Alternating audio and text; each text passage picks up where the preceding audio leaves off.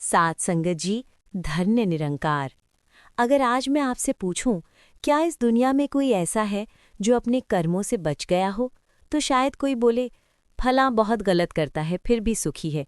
कोई कहे, हम तो अच्छे हैं फिर भी दुख क्यों। लेकिन सच ये है, कर्म का फल सबको मिलता है। कर्म किसी को माफ नहीं करता, बस समय का फर्क होता है। आज मैं आपको एक ऐसी साखी सुनाने जा रहा हूं जो किसी किताब की कहानी नहीं, बल्कि जीवन का आईना है। एक गांव, दो जीवन, दो रास्ते। उत्तर भारत का एक छोटा सा गांव, न ज्यादा अमीरी न ज्यादा गरीबी। इसी गांव में रहते थे दो व्यक्ति। एक का नाम रामदीन, दूसरे का नाम हरिहर। दोनों एक ही मिट्टी में पले, एक ही स्कूल में पढ़े, एक ही खेतों में खेले। फर्क सिर्फ सोच का था। रामदीन जो सिर्फ अपने बारे में सोचता था। रामदीन बचपन से ही तेज दिमाग वाला था, लेकिन ये तेजी धीरे धीरे चालाकी में बदल गई। वो कहता था, इस दुनिया में शरीफ लोग हमेशा कुछ ले जाते हैं। वो दूसरों के हक पर नजर रखता, झूठ बोलना उसे पाप नहीं लगता, और अगर किसी का नुकसान हो जाए तो कहता, सब अपने कर्म भोग रहे हैं। हरिहर इसके बिल्कुल उलट था। गरीब था लेकिन दिल से अमीर। सुबह उठकर नाम सिमरन, दिन भर मेहनत और शाम को फिर प्रभु का धन्यवाद। लोग उसे कहते, तू बहुत सीधा है, जमाना तुझे खा जाएगा। हरिहर मुस्कुराकर कहता, जो होगा मालिक देखेगा। पहला बड़ा पाप, किसी का हक मारना। एक दिन गांव में सरकारी योजना आई। गरीब किसानों को जमीन और सहायता मिलनी थी। हरिहर इसके लिए पात्र था, उसके पास सबूत भी थे। लेकिन रामदीन ने क्या किया? उसने रिश्वत दी, झूठे कागज बनवाए और हरिहर का नाम कटवा दिया। जब हरिहर को पता चला, वो सीधे रामदीन के पास गया। आंखों में आंसू थे, लेकिन आवाज में कोई कड़वाहट नहीं। भाई, ये मेरा हक था। रामदीन हंस पड़ा। हक? दुनिया में वही हकदार है जो छीनना जानता है। हरिहर ने सिर झुका लिया और बस इतना कहा, मैंने तुझे माफ कर दिया, लेकिन कर्म तुझे माफ नहीं करेगा। रामदीन की तरक्की और घमंड। समय बीतता गया। रामदीन के पास पैसा आया, इज्जत आई, शहर में दुकान खुली। लोग कहते, देखो भाग्य हो तो ऐसा। और हरिहर? वही टूटा घर, वही साइकिल, वही सादा जीवन, लेकिन उसके चेहरे पर अजीब सी शांति थी। समागम की आवाज। एक दिन गांव में संत निरंकारी समागम की घोषणा हुई। हरिहर पूरे परिवार के साथ पहुंचा।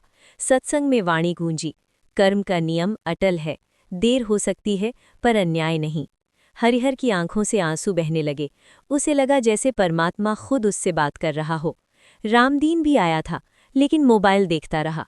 उसने कहा, इन बातों से पेट नहीं भरता। कर्म फल की पहली चोट घर के भीतर। कुछ साल बाद रामदीन का बेटा गलत संगत में पड़ गया। नशा, झूठ, चोरी।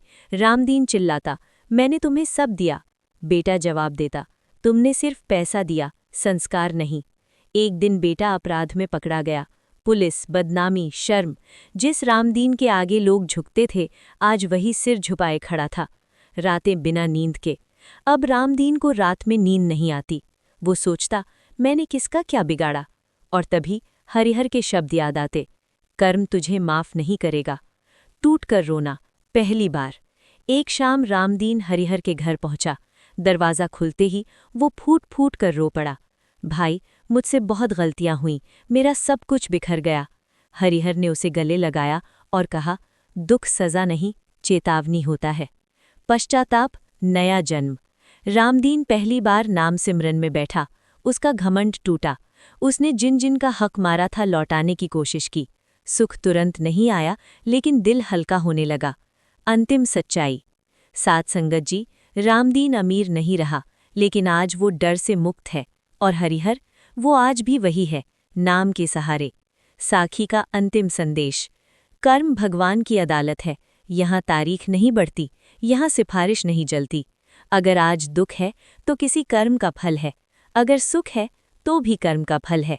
आज जो बोओगे कल वही काटोगे। इसलिए किसी का हक मत मारो, किसी का दिल मत तोड़ो और नाम का दामन मत छोड़ो, क्योंकि कर्म किसी को माफ नहीं करता, लेकिन सही कर्म जीवन बदल देता है। साथ संगत जी, धन्य निरंकार, धन्य निरंकार। क्योंकि जब कर्म अपना फल देता है तो वो सिर्फ शरीर को नहीं, आत्मा को भी रुला देता है। आज जो साखी मैं सुनाने जा रहा हूँ, ये किसी एक व्यक्ति की कहानी नहीं, ये मेरी, आपकी, हम सब की कहानी है। ईश्वर सब देखता है, लेकिन चुप रहता है। एक गांव था, साधारण सा, शांत सा। उसी गांव में रहता था रामदीन। रामदीन बुरा आदमी नहीं था, बस इतना था कि वो हर चीज में अपना फायदा पहले देखता था। वो कहता था, अगर मैं नहीं करूंगा तो कोई और कर लेगा। और यहीं से उसके कर्मों की किताब खुलनी शुरू हो गई। हरिहर, जिसकी आंखों में सिर्फ भरोसा था। उसी गांव में था हरिहर, गरीब, लेकिन इतना सच्चा कि उसकी गरीबी भी झूठी नहीं लगती थी। सुबह उठकर अपनी पत्नी और बच्चों के माथे पर हाथ रखता और कहता, जो है उसी में प्रभु का धन्यवाद। उसकी पत्नी कई बार कहती, इतना सीधा मत बनो, दुनिया खा जाएगी। हरिहर बस मुस्कुराता। वो दिन जिसने सब बदल दिया। सरकारी योजना आई, गरीबों के लिए, न्याय के लिए। हरिहर के बच्चे उस दिन बहुत खुश थे, कह रहे थे, अब हमारे भी अच्छे दिन आएंगे बाबूजी। हरिहर ने पहली बार अपने बच्चों को सपने देखते देखा, लेकिन रामदीन ने फाइल देखी। उसने सोचा, अगर ये मौका मैंने छोड़ दिया तो मैं मूर्ख कहलाऊंगा। उसने झूठ बोला, कागज बदले और हरिहर के नाम काट दिया। एक बाप की टूटी उम्मीद। जब हरिहर को पता चला, वो घर आया। बच्चे पूछने लगे, बाबूजी कब आएगा पैसा? हरिहर के पास कोई जवाब नहीं था। वो रात पूरी रात नहीं सोया। सुबह वो रामदीन के पास गया, हाथ जोड़कर बोला, मेरे बच्चों का हक था भाई। रामदीन बोला, दुनिया बच्चों के रोने से नहीं चलती। हरिहर की आंखों से आंसू गिरे, लेकिन उसने बद्दुआ नहीं दी, बस इतना कहा, मैं तुझे माफ करता हूं, लेकिन कर्म नहीं करेगा। कर्म चुपचाप लिखता रहता है। समय बीता। रामदीन का घर बड़ा होता गया, गाड़ी, पैसा, रुतबा। और हरिहर, उसका बेटा एक दिन बोला, बाबूजी पढ़ाई छोड़ दूं क्या? वो वाक्य हरिहर के दिल में तीर की तरह लगा। समागम और एक अनसुनी आवाज। एक दिन सत्संग में वाणी आई, कर्म बोने वाला ही फल काटता है। हरिहर फूट फूट कर रोया। रामदीन भी बैठा था, लेकिन हंस रहा था। उसे नहीं पता था कि कर्म ने उसकी फाइल अब खोल ली है। पहला झटका घर के अंदर से। रामदीन का बेटा बिगड़ने लगा। नशा, गलत संगत।